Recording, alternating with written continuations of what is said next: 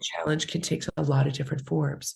Some of that form is pain. So alignment isn't that we're free of these instances happening, but I would say alignment is and shows up as an inner state of equanimity. Alignment is a place where we are expansive. For instance, sometimes when I work with individuals and they're experiencing challenge, a challenge that's causing them to shut down, it could be said that it's a contraction, and then a feeling of powerlessness or a feeling of disconnection. When we go into that, we discover what's at the heart of that contraction and that disconnectedness. And when we heal that part, the rest falls into alignment.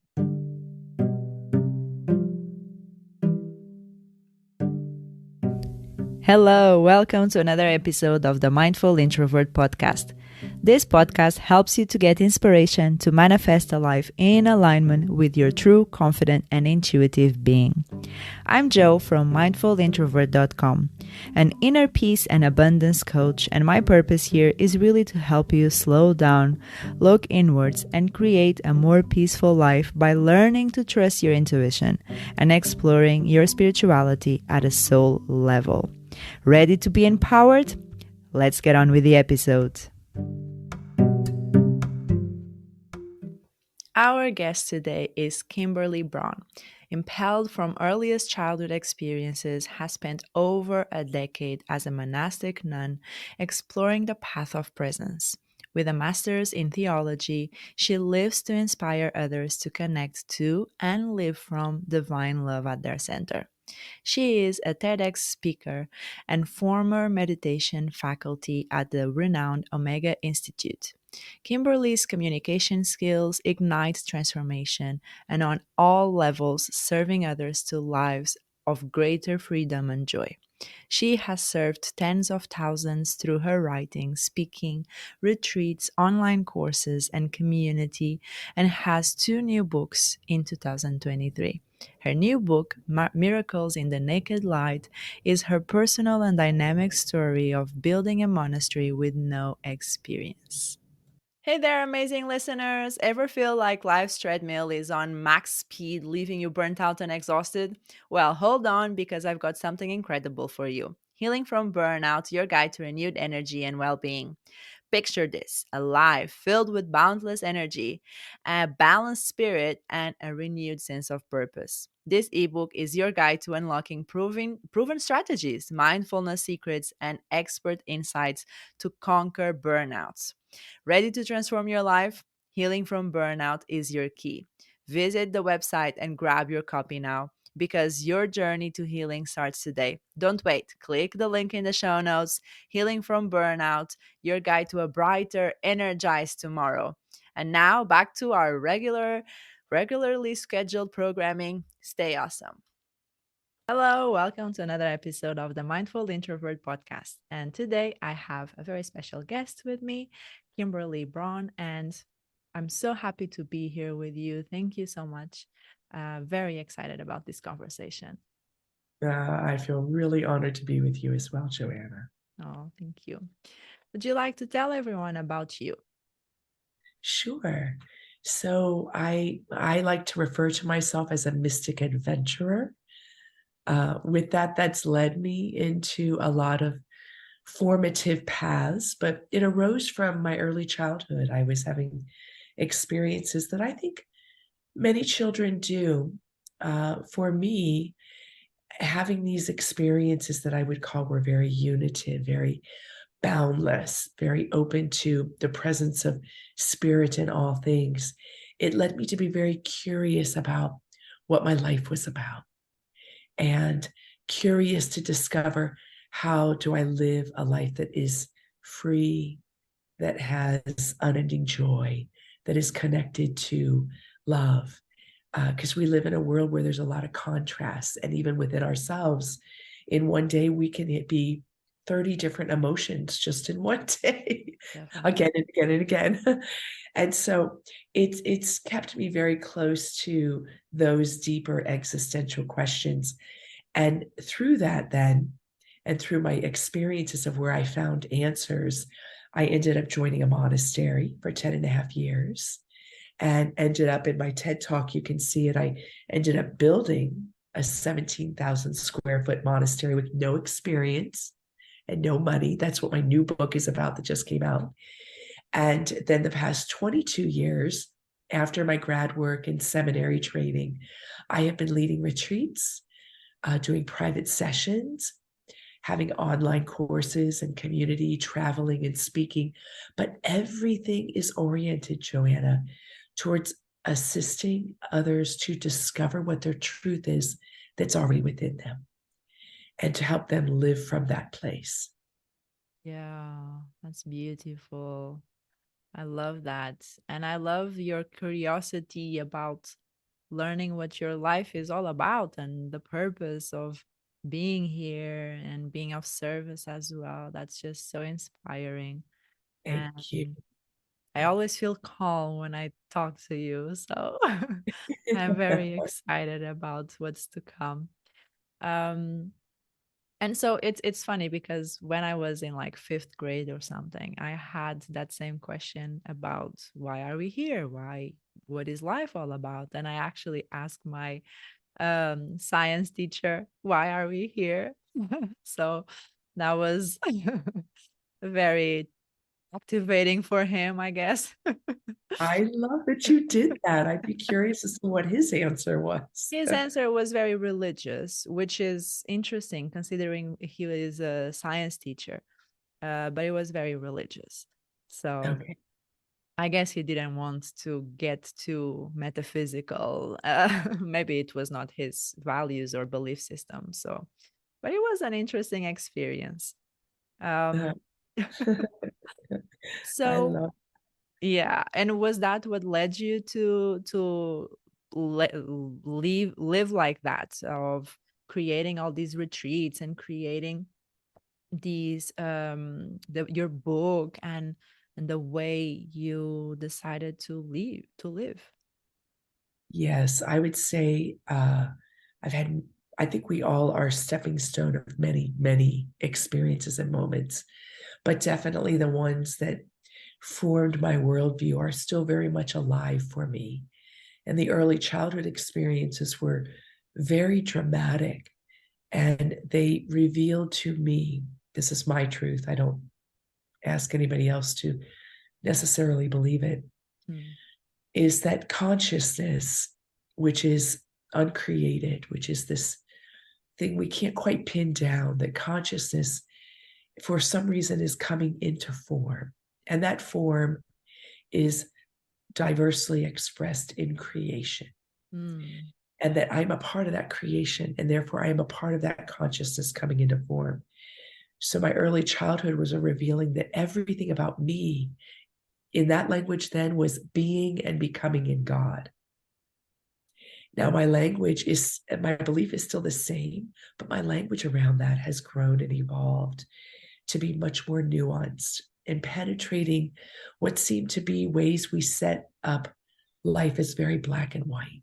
We have ideas of what it means to be a success and what it means to be a failure and what it means to be stable and what it means to be ungrounded. And my value system around these things is very, very, very different. Hmm. I see success being someone that is living a life that's in alignment with their truth.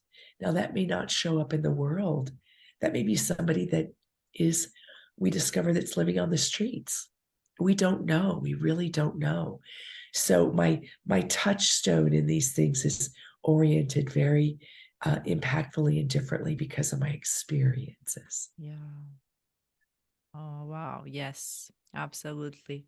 And you mentioned about alignment, and I love the way you talk about these dualities and these contrasting features because, in essence, that's what makes life what it is. And I was thinking about that because we mostly enjoy our holidays and the time that we have in our holidays because of the contrast and the comparison with the time that we are at work and we're just waiting for those holidays to arrive.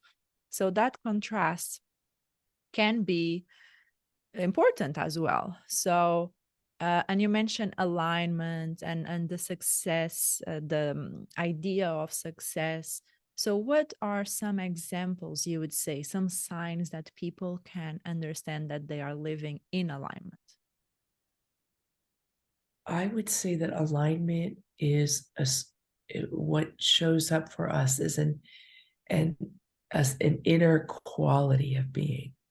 So alignment doesn't necessarily mean that our life is free of painful events happening. Sometimes we and especially when we look at the amazing manifest your dreams mentality that's out there, which has got a lot of truth and a lot of power to it. Sometimes it can lead us to bypass that in this life there are connections that are going to happen that are life-giving, and there are connections that are going to happen that will challenge us. Mm, And challenge can take a lot of different forms. Some of that form is pain. So alignment isn't that we're free of these instances happening, but I would say alignment is and shows up as an inner state of equanimity. Alignment is a place where we are expansive. For instance, sometimes when I work with individuals and they're experiencing challenge, a challenge that's causing them to shut down, it could be said that it's a contraction, and then a feeling of powerlessness or a feeling of disconnection. When we go into that, we discover what's at the heart of that contraction and that disconnectedness. And when we heal that part, the rest falls into alignment. yeah. So I think alignment is the fruit and the goal of of being in touch with ourself and our path. Mm, And when we're out of alignment, it is a little flag to us saying, "Hey, here's a little." This is very linear look sounding, but it might help. It's like, "Hey, here's this little roadblock. Let's heal this little roadblock so that you can keep traveling down that path."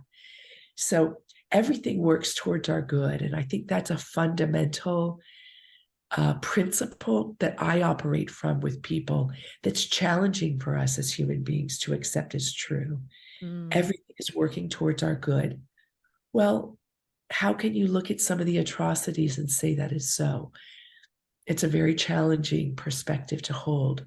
But if we hold it, we can then come closer to the challenges to discover what's packed into that challenge that doesn't present itself consciously to us. And we discover what's there. yeah. Wow, that was amazing answer. Thank Oh, thank you. you. Yeah. I love that you mentioned about manifesting and that it isn't, you cannot really lead a life without pain. And I see a lot of people wanting to feel something else, wanting to feel obviously positive feelings, but whilst feeling something other than positive feelings, they gaslight themselves of saying, I shouldn't be feeling this way, and they don't accept their reality. And I do this a lot in my own life as well. I'm sure at some point we all do. Of not accepting their current reality and processing their own feelings and the pain or the stress that is in their lives. Because in from what I gathered that you said and from my own belief system, I see that alignment is uh ga- is gaining that balance to return to not necessarily a neutral position, but a more resilient position where we're Mm. stronger and we overcame obstacles by accepting, by processing them. Um, so that's what I gathered from what you said. Is that correct? Yes, I think that's so. And again, this is my truth, which I encourage people to wrestle with and not just take as true.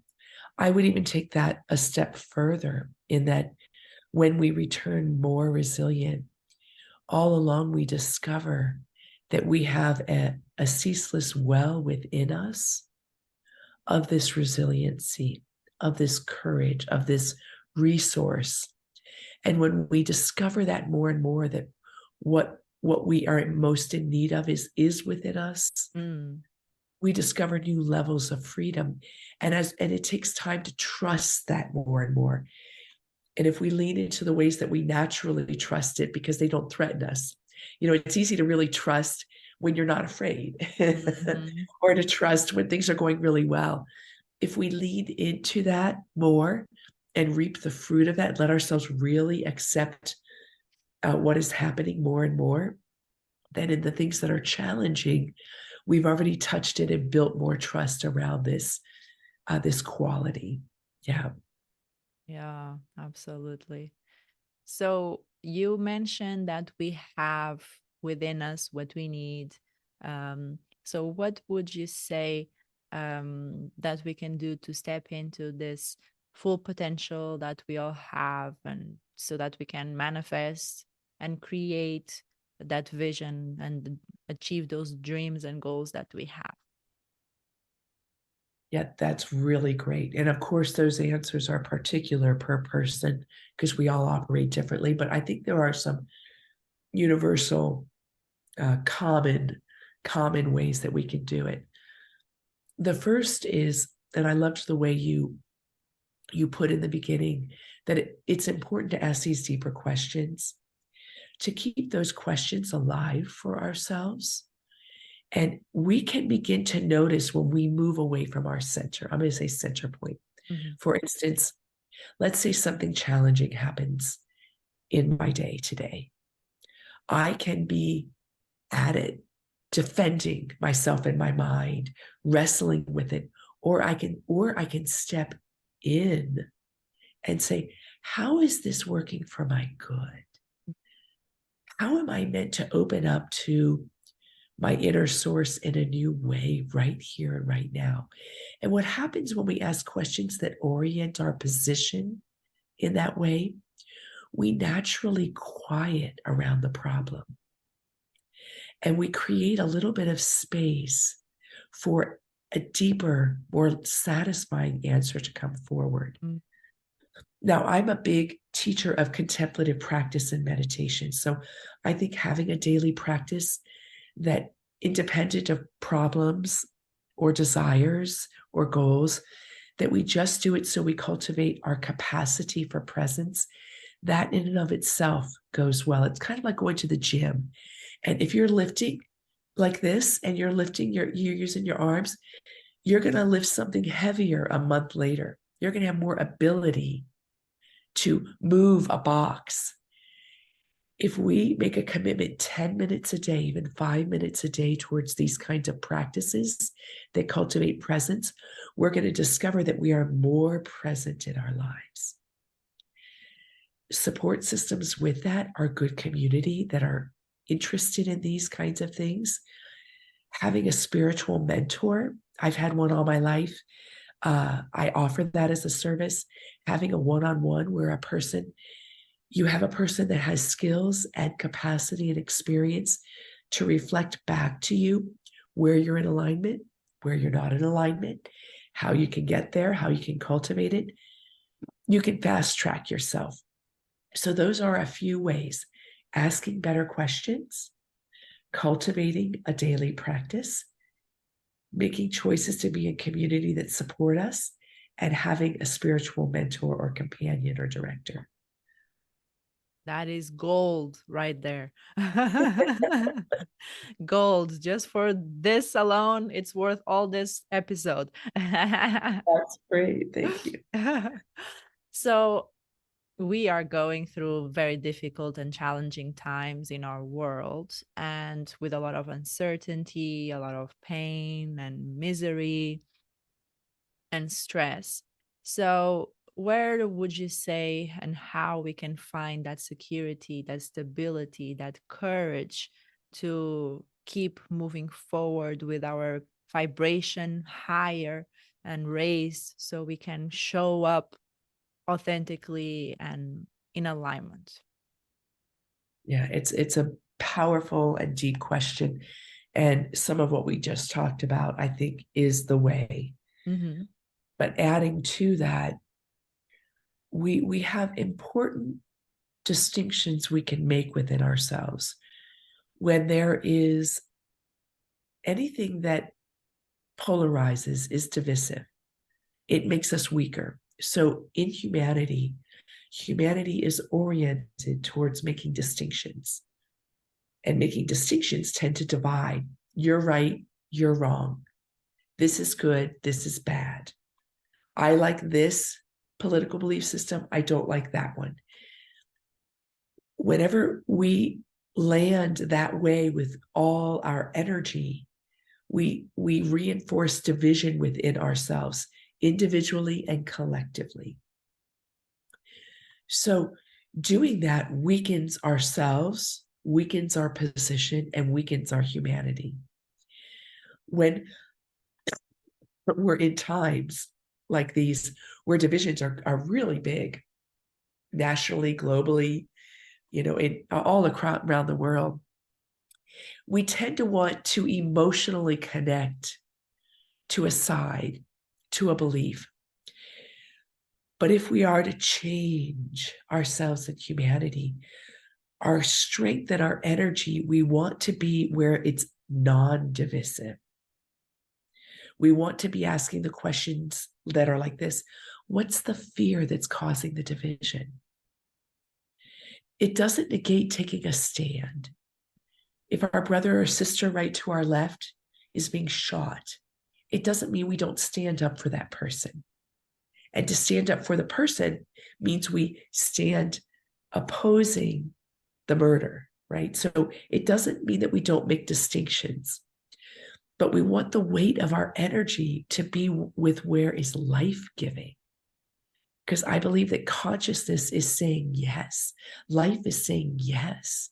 We are meant for harmony, for unity, for peace, for justice, for love. If all our energy is there, then we can stand for these values in ways that are less divisive. They make distinctions, but they're not reinforcing division. I think that's where the big work is. And it's never too late to start.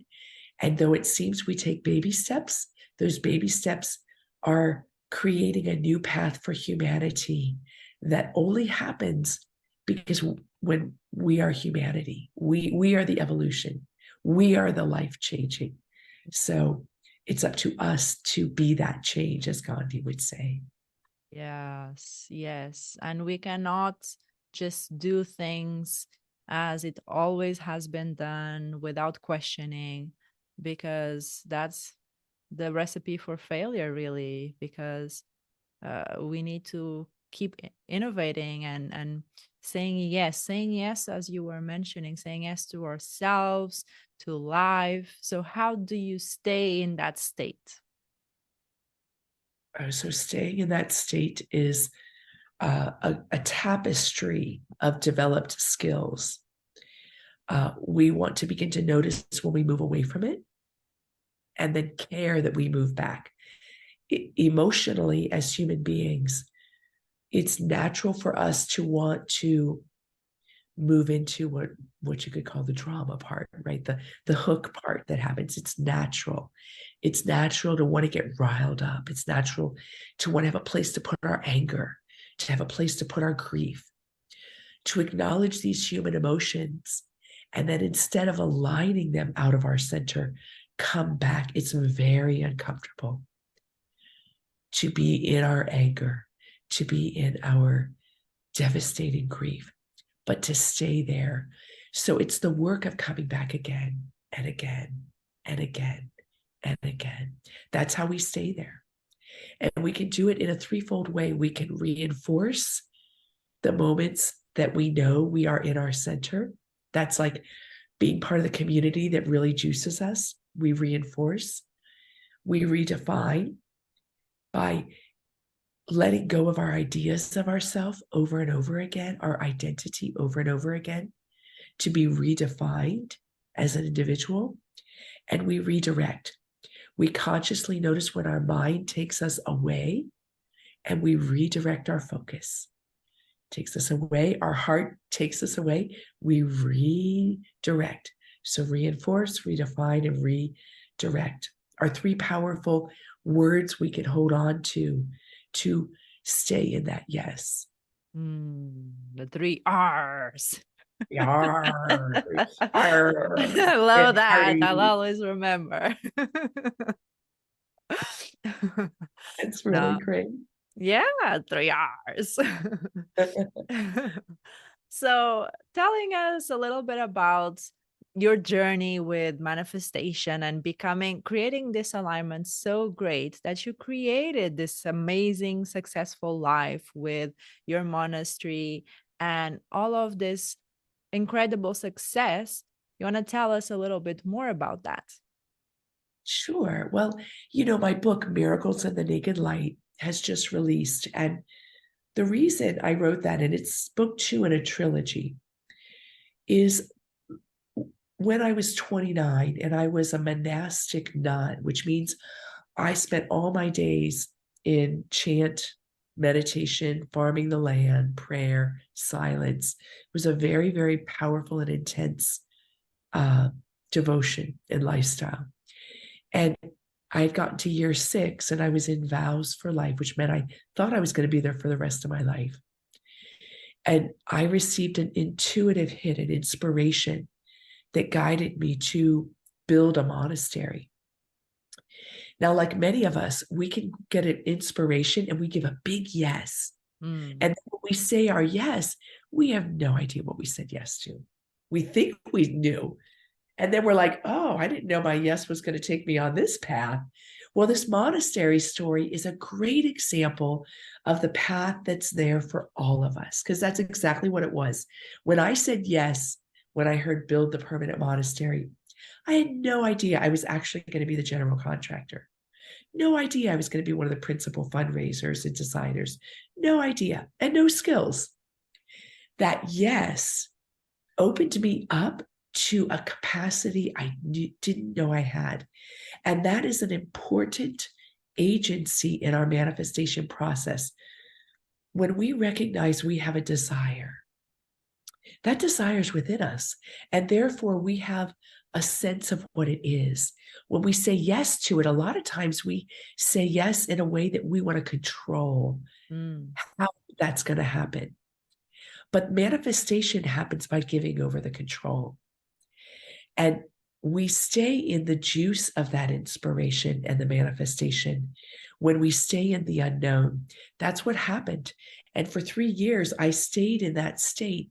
And the result is this 17,000 square foot, beautiful mission style monastery that ended debt free. Wow.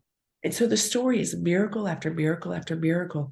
But the bigger story was my openness and the openness of all the people that were involved to be aware of the miracle, to be in the flow of the miracle.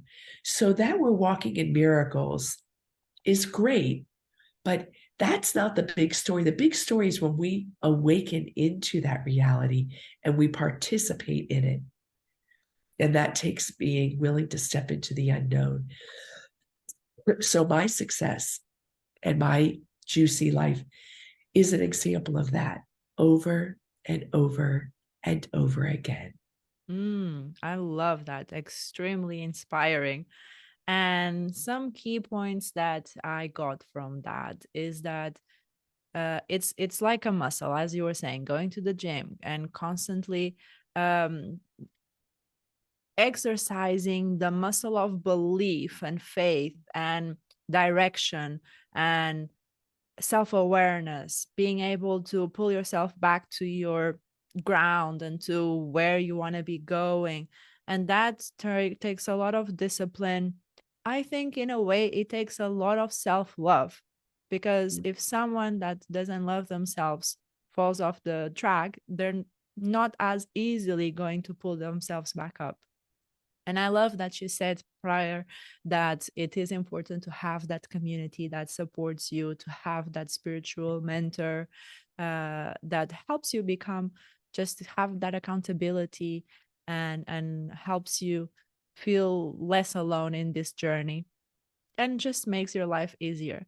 And at the same time, when you said to live in the unknown and how you lived in the unknown for 3 years and kept at it, that is a definition of being brave and being bold, because you're going without any control, any known thing about what's about to happen. And I feel like a lot of people give up prior very early on in the game because they lack that self-discipline, self-love and belief, and that faith. And sometimes the belief, it's not so much that they are capable or they don't lack capabilities. That's what I'm trying to say, is that they lack the belief that they are capable and the belief that they have the resources necessary to keep going. So that's what I got from everything you said. Thank you. Yeah, that's a beautiful takeaway bundle that you just spoke. And I have so much compassion for that state. It can be so challenging to believe in ourselves. So challenging. I think that hits on one of the core wounds that we as human beings have is, and then we're taught that if we do believe in ourselves, maybe it's arrogant or maybe it's self-centered. And we can't go off that way, right? We can believe in a false sense of ourselves. We can move away from the true self. But believing in ourselves, the true self, that is the bravest journey we can take. But that is the only journey there is. So this isn't an option. It's an option if you simply don't want to live your fullest life. If you want to say, you know what, I'm okay just with these inner tensions. I'm just going to navigate my life just with these. But it is the only life. Our self-realization is what we're actually called to, and is the greatest gift that we can give to ourselves and to the world. And if we need to say that we're doing it for the world or for God, that's okay. But in the process, we discover that's also the greatest gift that we can give ourselves. It's a very solitary path, and definitely doing it in community or in friendship lets us have friends along the solitary journey. But there's a good distinction there, right? Because we're not meant to be only tribal. That's a very primitive way of operating, because there's a tribal mentality that holds things like this and resists change. We're called to be in community that's flexible, that supports each individual changing and changing again and evolving and moving. That's the most healthy community that we can create. We haven't done it yet as a humanity. There are instances, little pockets, but we haven't done it on a big scale. And there's very few communities that really have the ability to maintain that level of freedom. But that's what I believe is our call in community.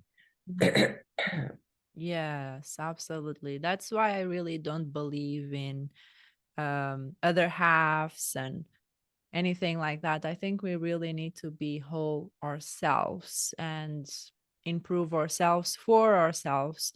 And then ultimately that will benefit the collective, because we're all connected, as you mentioned in the beginning. So I love that. Love everything you said. You want to tell us a little bit more about your book? Yes, yes. So I know there'll be a link. So if you're listening, I'm sure Joanna will put a link to it where you can purchase it, and you can get it print, audio, or ebook.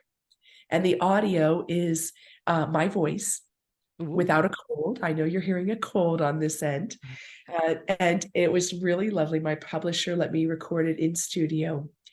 And it really plays out what we're talking about with everything that we've covered in this podcast, but in a very practical way. You will take a journey with me in not only my saying that yes, but in staying true to that yes, how I change amidst the magnificent things that happen, amidst the big challenges that happen. Wherever anything big happens, there's a lot of contrast. There Mm. is a lot of glory, if you will. There's a lot of miracle, there's a lot of synchronicity, and there's a lot of suspicion and doubt because big light shines a light on everything so that it can be healed. So that takes you on that journey. You'll walk with me in that process and you'll find yourself laughing. And I'm a Carmelite nun at the time. So I'm shaved head, full habit, living a monastic lifestyle. So you'll have kind of the sweetness and the humor of getting into monastic life and understanding what that is about. But you'll get to really experience. And my hope is that it will let you touch within yourself that same source. I hope when people read the book, they don't go, oh, wow, look at her. Look what happened with her, yes. But that you'll turn it and you'll go, wow, that's touching the yes in me. And then you'll go forward with greater confidence in your own life. Yeah. Wow. And just I'm thinking that people that like audiobooks will absolutely love yours because if it's with your voice, it's wonderful. Thank you. Thank you. Yeah, all the details will be in the show notes, so go there to purchase yours.